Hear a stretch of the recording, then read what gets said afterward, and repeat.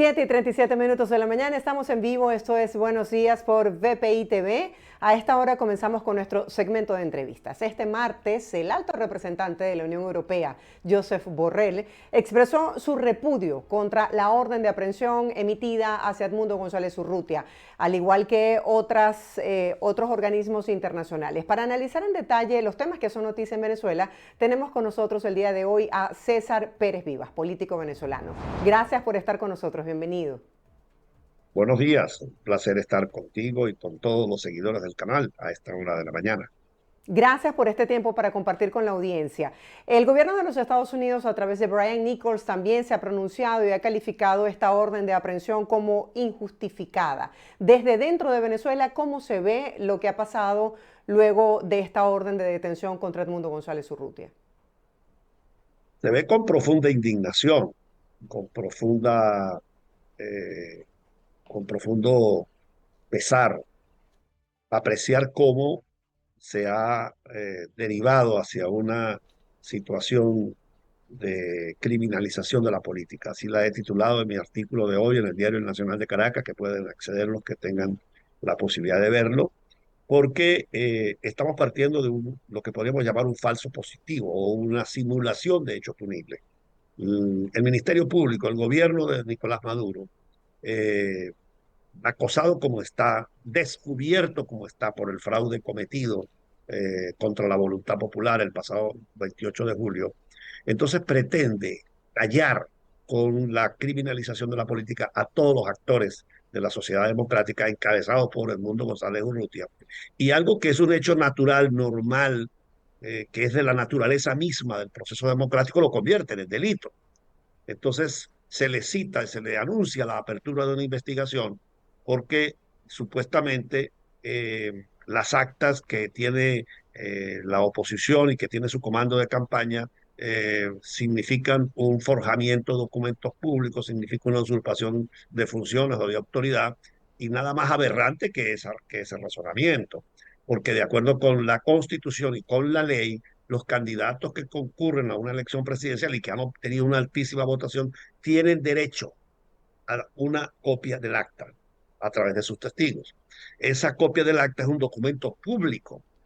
Todos los testigos que concurren a una mesa de votación tienen, por lo menos se emiten 4 o 5 copias, pero lo más importante es que la primera copia la tiene el Plan República en el sobre número 1, y estos sobres han sido ocultados por Maduro y todo su entorno y no han querido publicarlos para que no se coteje ese sobre con las copias que tenemos nosotros y que el comando de campaña ha publicado en los diversos sistemas de Internet. Entonces, esto para ellos lo llaman usurpación de funciones porque supuestamente el único que puede publicar las actas es el Consejo Nacional Electoral. Eso no está establecido en ninguna parte. Es al contrario, la Constitución garantiza el principio de transparencia y celeridad en el manejo de los escrutinios, y estos han hecho todo lo contrario. Escondieron las actas, cortaron la página web del Consejo Nacional Electoral y no han mostrado el expediente administrativo con el cual han proclamado presidente electo al señor Nicolás Maduro. Quienes están cometiendo el delito son los que están en el poder. Entonces resulta que ellos imputan de la comisión de un hecho punible a quien ha ganado las elecciones, y esto es una aberración que todo el mundo en Venezuela obviamente está repudiando, está expresando en los pasillos, en los corrillos, en todas partes, su rechazo a este comportamiento antimoral, contra la moral, contra la ley que está desarrollando la cúpula instalada en el poder. Y por supuesto todos los venezolanos somos solidarios con Edmundo González Urrutia, un hombre de bien, un hombre honorable que no ha cometido ninguna falta, mucho menos un delito, y por lo tanto está siendo víctima de una persecución por el único delito de haberle ganado a Nicolás Maduro las elecciones. Para esos países que no entienden cómo funcionan los poderes en Venezuela, ¿cuáles serían esas causas que motivaron a Edmundo González Urrutia a no asistir a estas citaciones? Bueno, primero porque el proceso contencioso, primero vamos a hablar que esto viene desde el juicio en la sala o desde el procedimiento hecho en la sala electoral, que es un procedimiento que no está en la Constitución. Ese contencioso de investigación no existe ni en la Constitución ni en la ley. A la sala electoral se acude para demandar la nulidad de un acto emitido por el Poder Electoral. Y entonces nos preguntamos, ¿el señor Nicolás Maduro acudió a la sala electoral para demandar la nulidad de su proclamación? No, trataron de huir hacia adelante, de que la sala electoral dijese que sí, que la credencial emitida por el Consejo Nacional Electoral era válida y de esta manera entonces judicializar la política. Y luego viene una situación, como todo el mundo sabe, de criminalización que desarrolló el gobierno, que puso en total indefensión al señor Edmundo González Urrutia, y obviamente él tomó la decisión para preservar su integridad física, su integridad moral, de no someterse a un ministerio público que lamentablemente ha derivado en una instancia para maltratar, para violar la dignidad de los seres humanos, porque empiezan a crear falsos positivos, es decir, a crear situaciones que no son delito, repito, opinar, el delito, el derecho a la libre expresión del pensamiento, el derecho a participar en organizaciones políticas, el derecho a ser candidato, el derecho a tener copia de las actas, el derecho a reclamar que se cumplan los procedimientos establecidos en la ley, como las auditorías, para que se muestren los resultados de manera clara, no constituye ningún delito. Eso no se puede llamar conspiración, a eso no se le puede llamar usurpación de funciones, a eso no se le puede llamar terrorismo, y estamos frente a un gobierno que está imputándole todos estos hechos punibles, no solo a Edmundo González, a más de 2.000 venezolanos. Yo comentaba en mis redes sociales que Venezuela es el país del mundo con más ciudadanos sometidos a proceso por el delito de terrorismo, un delito tan grave. Aquí hay más de 2.000 ciudadanos sometidos al delito, a juicio por imputándose el delito de terrorismo. Es una aberración, que nosotros no tenemos 2.000 terroristas aquí, ni mucho menos. Aquí realmente lo que hay es una utilización del garrote de la justicia para callar la voz de un pueblo que exige que se muestren las actas, que se hagan las auditorías que manda la ley, que ya al día de hoy han pasado 5 semanas después del proceso electoral y sigue oscuro, digamos, el proceso.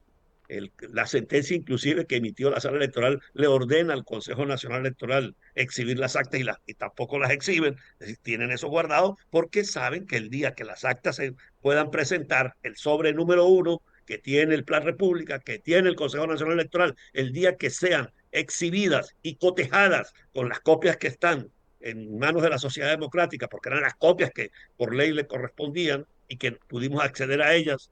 Qué bueno que se sepa que a última hora dieron la orden de no entregarlas, pero pues se cumplió con la ley y buena parte de las mesas se lograron. Bueno, el día que se haga ese cotejo, van a quedar claramente al descubierto que Nicolás Maduro fue ampliamente derrotado el 28 de julio en Venezuela y que el ganador de las elecciones es Edmundo González Urrutia. César, analizando lo que han sido las diferentes reacciones de la comunidad internacional, vemos como 8 países de América Latina han repudiado esta orden de aprehensión y en el caso específico de Brasil y Colombia se pronunciaron a través de un comunicado diciendo que estaban preocupados y que esto ahora resultaba difícil encontrar una solución pacífica basada en el diálogo entre las diferentes fuerzas políticas del país. ¿Esto aumenta la escalada de violencia? ¿Cuáles serían los escenarios entonces luego de esta orden de aprehensión? Bueno, definitivamente estamos frente a un gobierno que está saltando cada día más a un autoritarismo abierto, descarnado, a un sistema político que no permite ningún tipo de disidencia y que ha llegado al colmo de judicializar, de criminalizar y de dar una orden de aprehensión al ciudadano que ganó las elecciones, que compitió.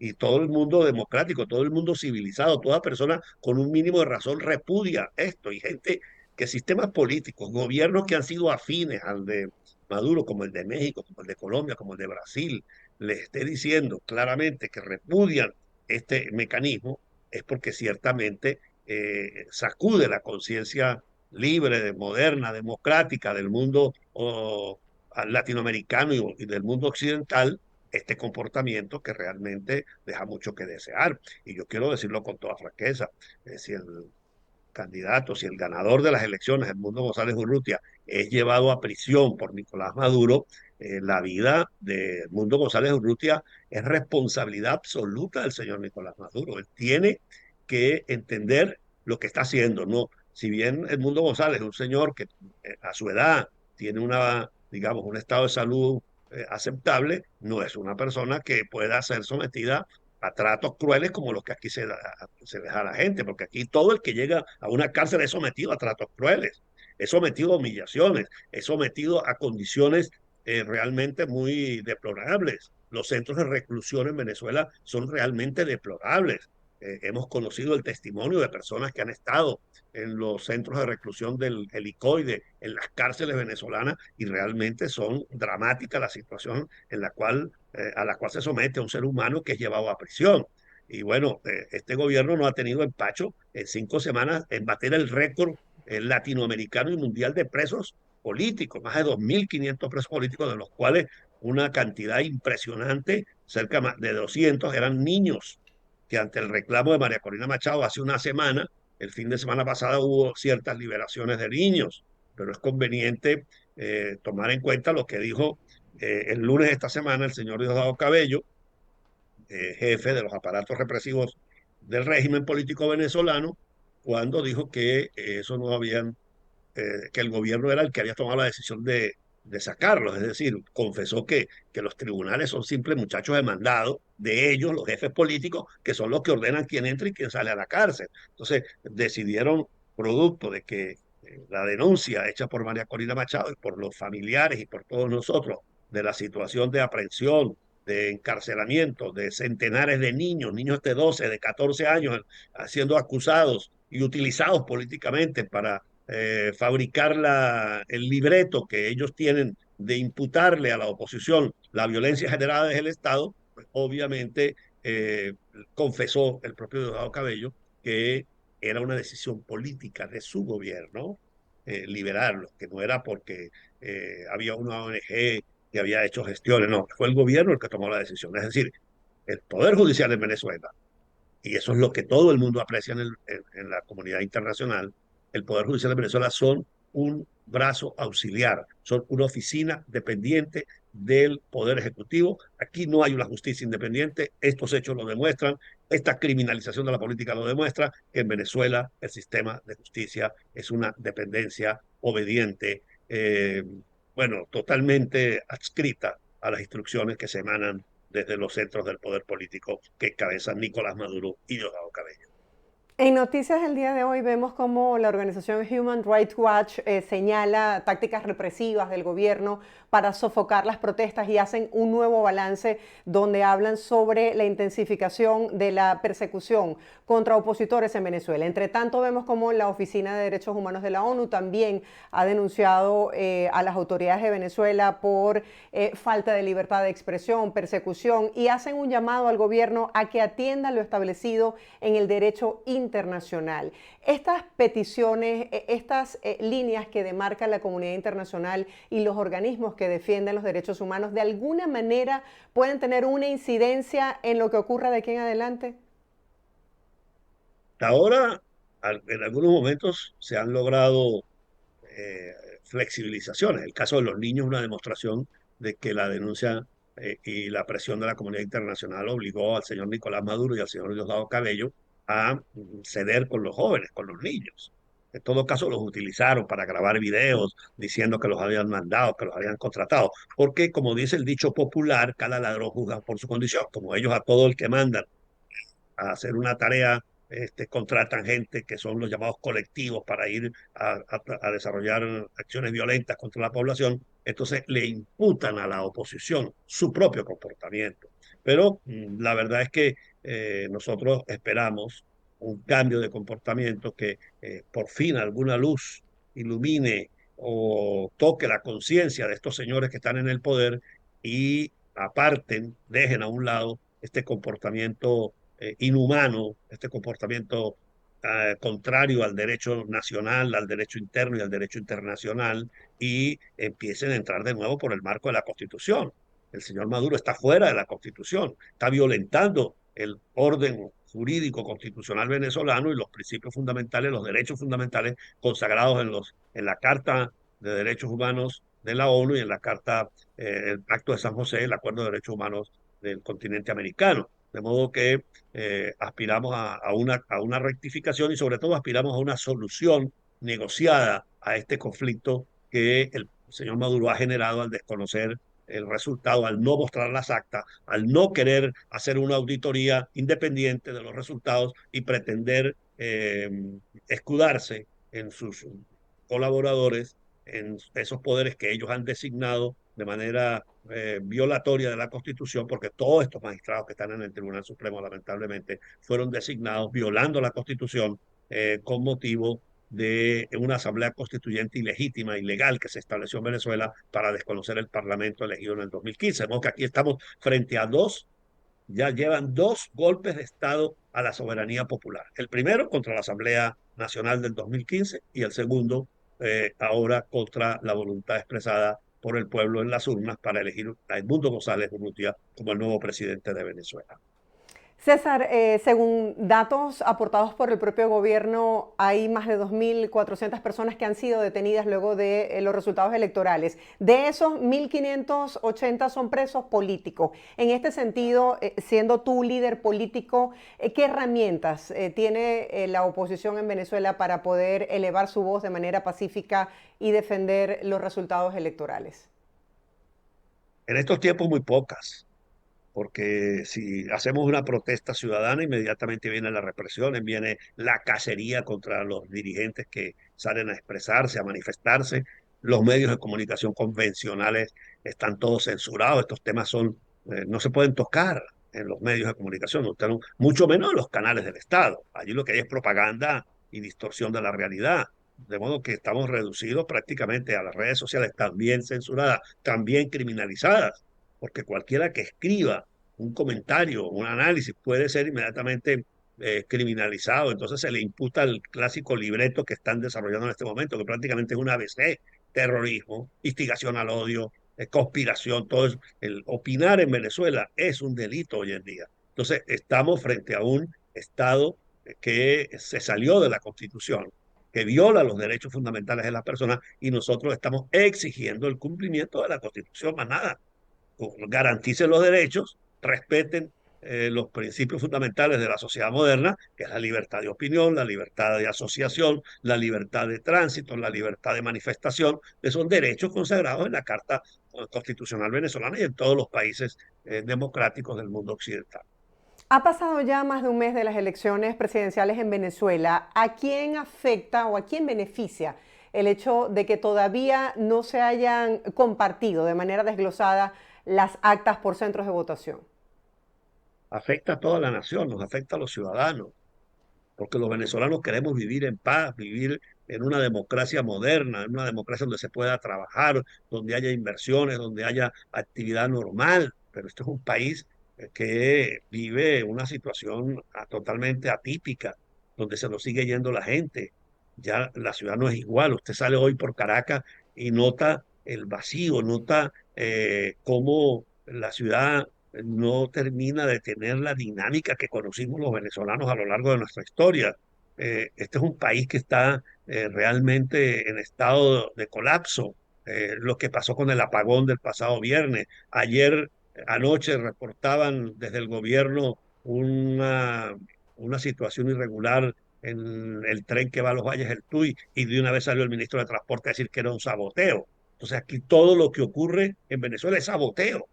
Aquí nadie en el gobierno asume la responsabilidad de sus incompetencias, de la corrupción que ha habido durante tantos años, que ha destruido la industria petrolera. Ahí tienen a Tarek Al-Aissami preso porque se robó una cantidad inmensa de recursos. Eso se les olvida que ocurrió en Venezuela. Aquí se les olvidó todo lo que pasó con el sistema eléctrico y todas esas plantas termoeléctricas chatarra que compró Jesse Chacón y que lo tienen ahora de embajador en Europa. Entonces, esta situación de corrupción, de inestabilidad y de destrucción del país que ha propiciado el socialismo del siglo XXI, nos sigue afectando a todos. Por eso la gente fue a votar por el cambio.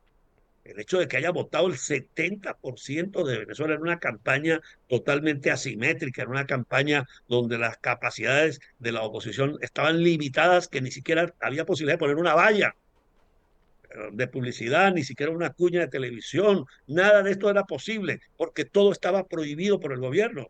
Si una imprenta, por ejemplo, producía una volante para nosotros hacer campaña electoral, inmediatamente era intervenida por el CNA, era visitada por el SEBIN para decirle al dueño que si seguía produciendo propaganda iba a ser enjuiciado por producir material terrorista, cosas como esa. Las empresas de publicidad de vallas, una llamada BEPACO, que es una agencia de publicidad del gobierno. Allí no hay sino los que el gobierno les ordena hacer publicidad. Entonces, nosotros en una situación tan distante, tan dispar, le ganamos 70% a 30 a Nicolás Maduro. Y aún así, los señores no entienden que el país los quiere fuera del gobierno ya, que ya cumplieron su ciclo. Y nosotros lo que queremos es, señores, respeten el resultado, hagamos una transición en paz, vamos a llegar a un acuerdo para organizar el cambio a un modelo democrático verdadero, que es lo que el mundo está pidiendo. Ni siquiera los venezolanos, ya lo dijimos, pero el mundo le está diciendo, todos los países respeten el resultado electoral, muestren las actas, muestren los resultados, y Nicolás Maduro sigue aferrado en el insulto, en la ofensa, en la soberbia, y no da su brazo a torcer para que el mundo pueda, de alguna manera, darle una oportunidad a nuestro país de insertarse nuevamente en la comunidad internacional. César, ya para finalizar, para esas personas que están pendientes de los lineamientos de la plataforma unitaria, ¿qué opciones tiene la oposición en Venezuela cuando cada vez que se hace una concentración hay nuevas detenciones, tanto de la sociedad civil como de líderes políticos en el país? Seguir resistiendo. Nosotros tenemos que mantener nuestra firme fe, primero nuestra firme convicción de que tenemos la verdad de nuestro lado, que hemos actuado de acuerdo a la moral y al derecho, apegados a esos principios, que el pueblo venezolano tomó una firme determinación de un cambio político. Entonces, la primera cosa es la convicción, la primer valor es la propia afirmación de que nosotros estamos actuando apegados a la ética, al derecho, a la verdad. Segundo, resistencia pacífica, que nadie se salga de esta lucha pacífica, porque lo que precisamente quiere el gobierno del señor Nicolás Maduro, la cúpula gobernante, es que nosotros caigamos en el terreno de la violencia, a la cual permanentemente nos están citando con el terrorismo de Estado, con la represión. En la medida en que nos juntemos, en la medida que estemos presentes de manera pacífica, pero que el mundo sepa